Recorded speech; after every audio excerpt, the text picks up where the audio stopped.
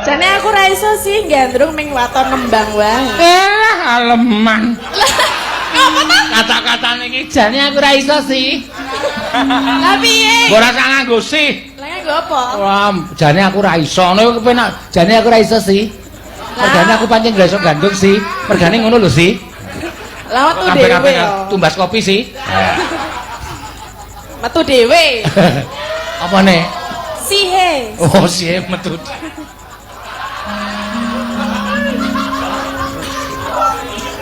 Ayo, tembang mar apa? Nek meng aku sing wis apal aku gal.